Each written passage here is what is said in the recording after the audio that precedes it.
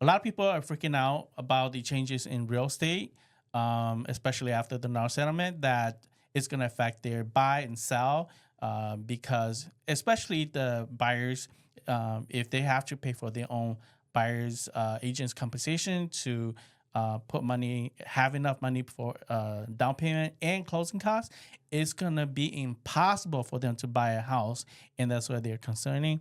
Well, we're here today to tell you that you shouldn't be concerned.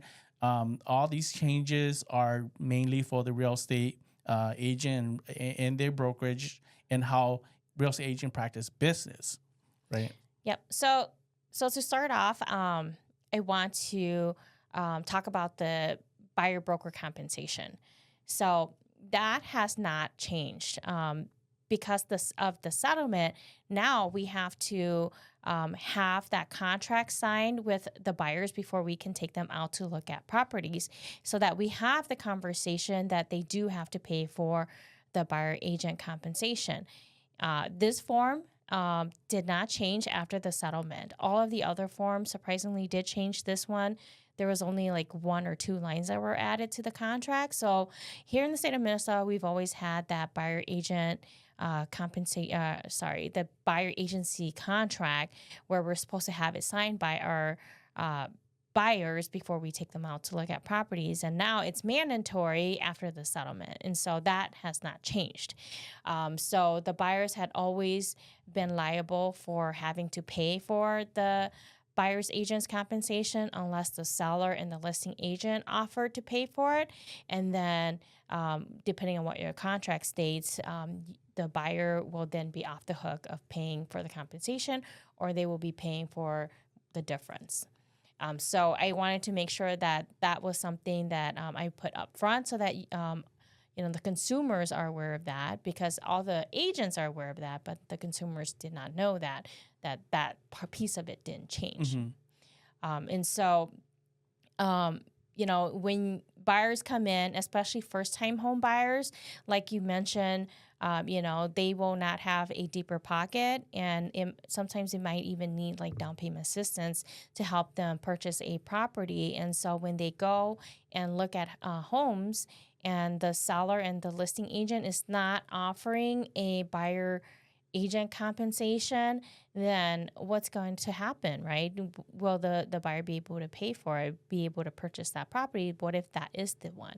So they do have the option of going in and negotiating with the sellers on paying that buyer broker compensation. Instead of, having the buyer come in and having to pocket it out.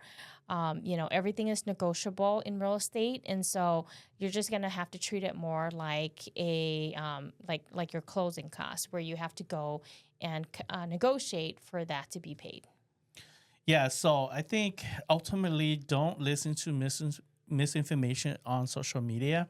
I know that a lot of people are spreading things that they heard that wasn't true.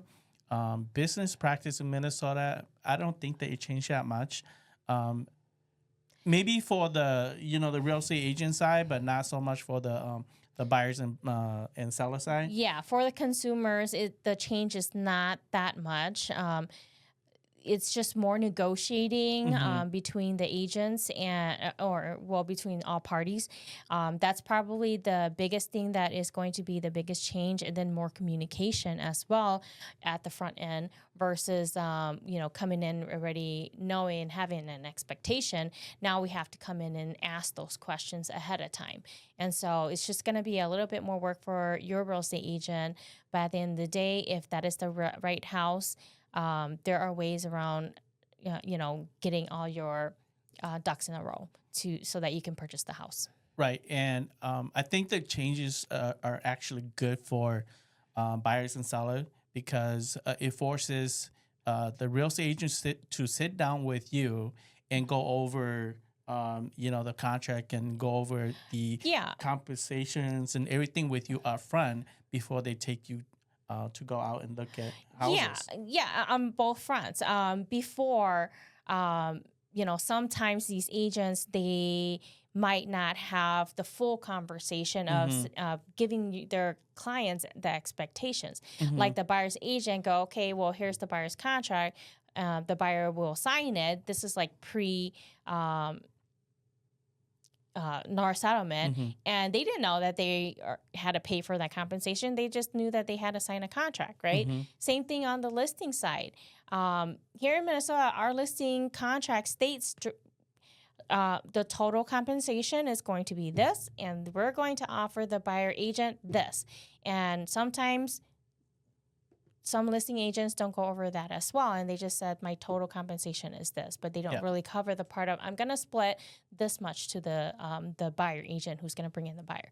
And so now, because of this settlement, it is forcing us to have these conversations. The consumer is now more aware Mm-hmm. that there are these compensations that will need to be discussed when you're signing your contracts. And so it actually makes it easier for the real estate agents too to come up with these, to Right. talk about these stuff, because before, it's just kind of like everything else. It's not a comfortable subject to talk about money, right? Mm-hmm. And so when we kind of go down the path of, negotiating our compensation, in the past, it might be a little bit more difficult to do, but because Mm-hmm. now everyone is aware that there is this compensation that we have to talk about, it makes our job easier as well. So it's actually a good thing for the real estate world.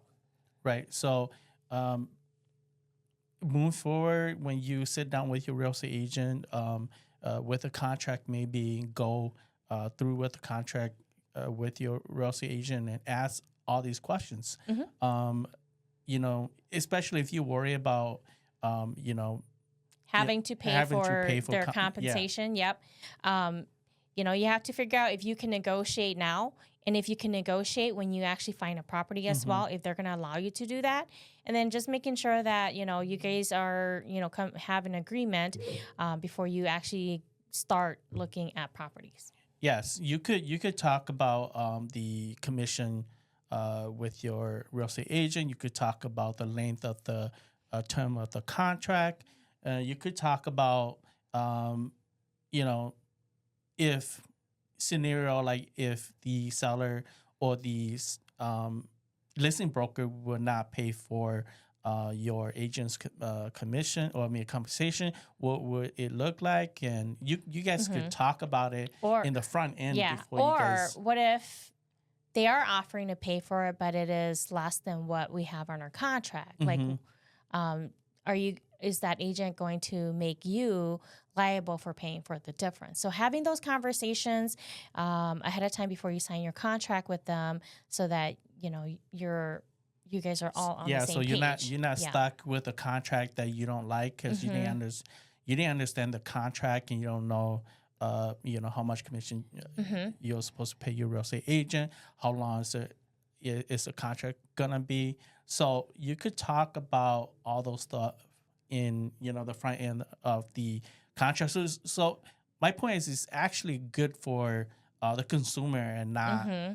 there's nothing to be worried about, nothing to be concerned Yeah. about. Yes, exactly. And because these are legally binding contracts, it's probably good for you to actually, have these Hmm. discussions on the front end. So I hope you guys find this information very helpful. I hope it, clarifies some confusions, and some, it makes you a little bit more comfortable about purchasing or selling in the real estate world. And if you guys are looking for real estate agents and you're looking to buy or move to Minnesota, feel free to reach out to me or Toua over at Home Guide Realty. We would love to help you guys. Otherwise, come back and visit us for our future videos. Yeah, don't forget to like and share our videos to your friends. And if you have any questions or any concern, you could call us. If you don't have to be in Minnesota to call us, so reach out, and we're glad to answer any question that you may have. All right. Well, you guys have a good one. Yep.